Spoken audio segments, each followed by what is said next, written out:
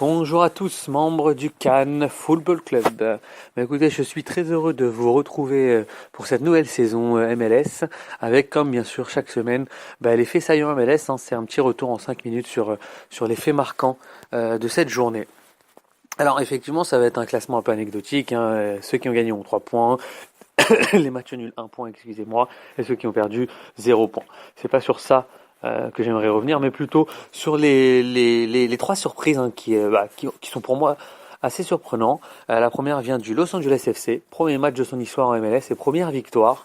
Ni plus ni moins contre Seattle, une des grosses écuries de la ligue, champion il y a 2 ans. Alors bien qu'amputé de Clint Dempsey, je trouve que Los Angeles FC a fait son match.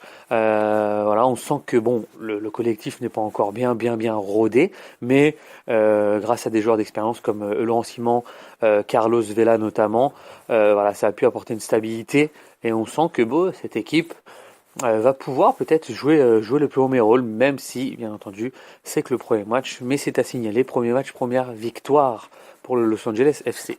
Autre fait marquant de cette journée, c'est l'écrasante victoire de Houston Dynamo à domicile contre Atlanta United. L'écart sur ce match-là est assez impressionnant.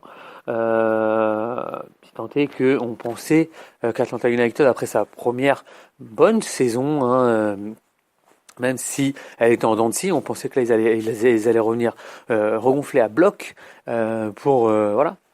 avec un effectif encore plus étoffé, avec des ambitions, avec un stade incroyable. On pensait qu'ils allaient frapper fort. Que nenni. C'est Houston Dynamo qui a plus que dominé le match et qui a fait la différence dès la première mi-temps, 4-0 à la mi-temps. Autant dire que Atlanta United est complètement passé à côté de son match. C'est surprenant, mais ils vont pouvoir réagir dès la semaine prochaine face à DC United, et là déjà, ce sera un gros test à domicile. La troisième surprise, c'est tout simplement que le champion en titre a chuté chez lui dès la première journée face au Columbus Crew. 2-0. Là encore, match très bien négocié de la part de Columbus. Rien à dire là-dessus, si ce n'est que Toronto, à mon avis, a un peu de retard à l'allumage.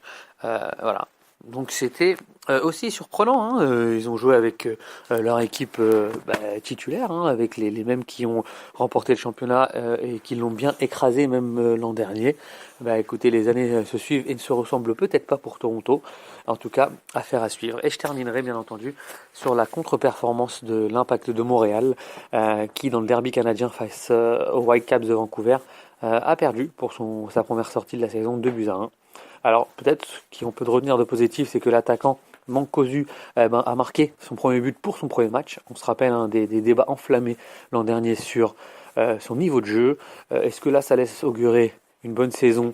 Pourquoi pas? En tout cas, il va falloir faire encore plus pour Montréal qui n'aura pas le temps de cogiter parce que dès la semaine prochaine, ils s'en vont sur le terrain du Columbus Crew, équipe en forme, équipe qui vient de battre le champion en titre. Voilà. Donc on s'attend à un match difficile comme à Vancouver. Juste une petite anecdote, c'est encore le diable de Kei Kamara qui a fait des misères à l'Impact. On se rappelle notamment à New England ou à Columbus, il adorait jouer contre l'Impact de Montréal et il l'a encore prouvé. Écoutez, c'était les premiers faits saillants. Il y a quand même eu beaucoup de choses encore dans cette première journée et ça laisse augurer une très belle saison. Je vous dis à très bientôt et n'oubliez pas, suivez-moi toute l'année, échangez et j'espère qu'on va passer une bonne saison. Bonne semaine.